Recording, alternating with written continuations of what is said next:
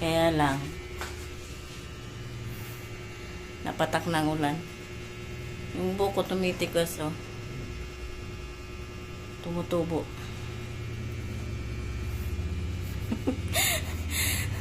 Ayan, oh. Ay, grabe, nagdo-double chin na. Pero okay lang yan. Alam nyo guys, gumagawa ko ng listahan. Nagawa ko ng listahan. Pero, hanggang sa bag lang, hindi ko nakukuha. Kaya, yung nilista ko, hindi ko nabibili. Yung iba, oo. Kaya dito ko na nilagay, oh. Kunti lang naman to. Ayan, para kitang-kita ko na yung mga bibilin ko, diba? So, ayun, magbibase muna ako. Medyo lumalakas ang, ang patak ng ulan. Kanina maliwanag, ngayon kulimlim na.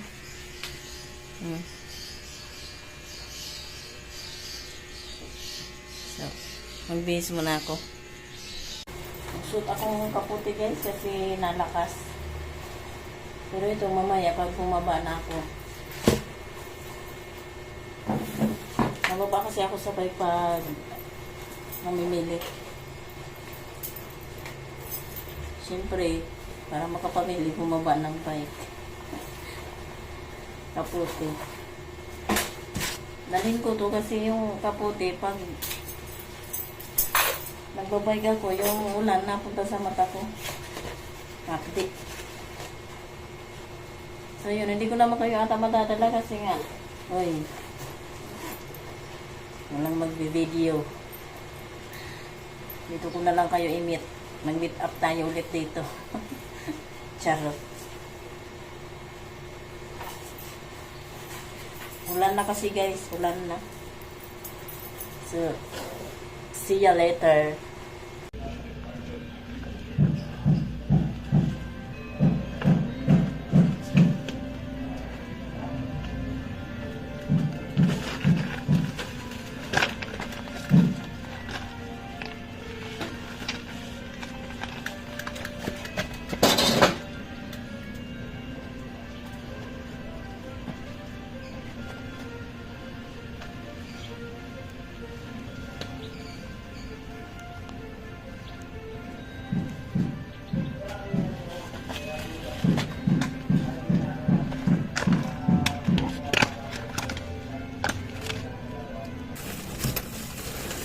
Ayan guys, ito na yung aking mga pinamalengke. Pasensya naman sa mga banderitas dito ha. Siyempre, parang tao lang din yan. Hindi pwedeng maulanan. Ayan, dito na yung aking mga pinamili. Hindi ko binuha yung ilaw na yun kasi diba ang hair ko? Masyadong against the light. So ayan. Itong pechay na kulit-kulit na yung dahon. Talbos ng kamote at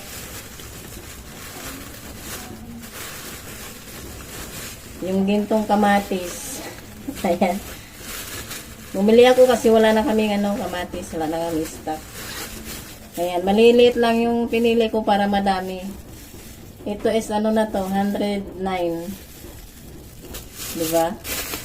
Ito naman yung saba. Saging. Flyers ng Dali.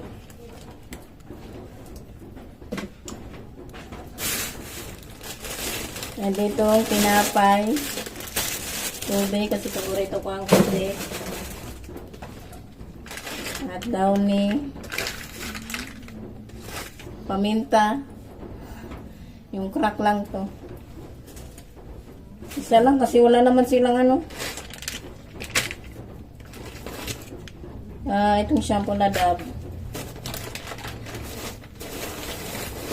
At ang pangmalakasang Skyflakes. At itong Ariel. Yan. Yan lang ba? Guys, ito lang yung pinamili ko. Walang isda kasi, di ba nung nakaraan? Nakaraan ba? Hindi, meron pa kaming isda dyan. Nung nakaraang araw kasi nagpalengke ako. Yun, marami pang isda dyan. Saan yun?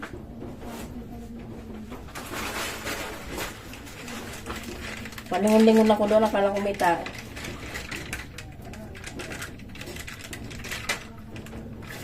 So, ayun. At, kakain na muna ako. Ito pagkain ko, guys, oh. Ay, hindi pala kita. Ayan, sopas. Kanina pa to. Hindi ko nakain kasi may kanin pa. Sabay kasi kami ng asawa ko ng almusal. So, may pasok kasi siya. So, sinasabayan ko siyang kumain pag alas. Minsan, sinasabayan ko siya. Tulad kanila, sinabayan ko. Sobrang busog. Kaya hindi ko to nakain. Pero ngayon, kakainin ko na. Hindi ko na kayo isama kasi baka mainggit kayo. Punta sana ako doon sa may doon sa may pinagjajagingan. Tatambay sana muna ako doon. Kaya lang, di ba suot ko yung payong sa ulo. Eh, humahangin. Naabala ako kasi baka lipa rin. Umuwi na lang ako.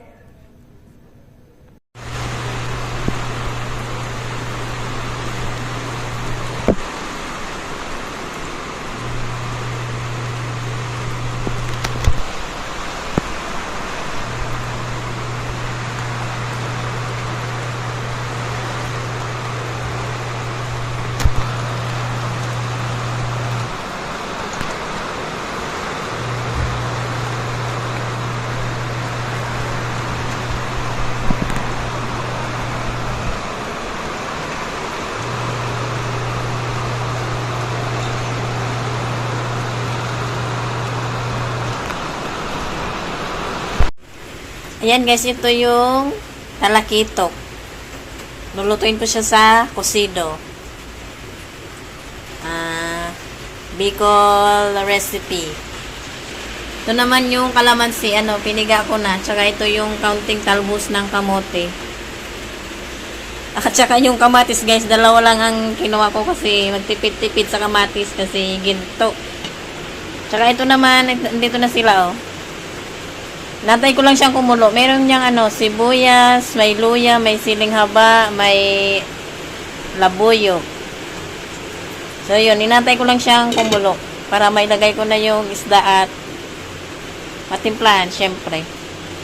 Hanggang ngayon guys, maulan pa rin.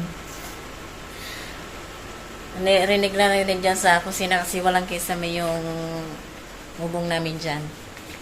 So yun, maulan pa rin naman kasi nga diba may may karina ata tayo dito bisita. Madilim nga eh. Ayan masyadong maulap. Yung sambong na yan guys, ang dami kamong uod. Yung may balahibo na uod. Andito lahat sa may pader namin. Pero tinanggal ko na.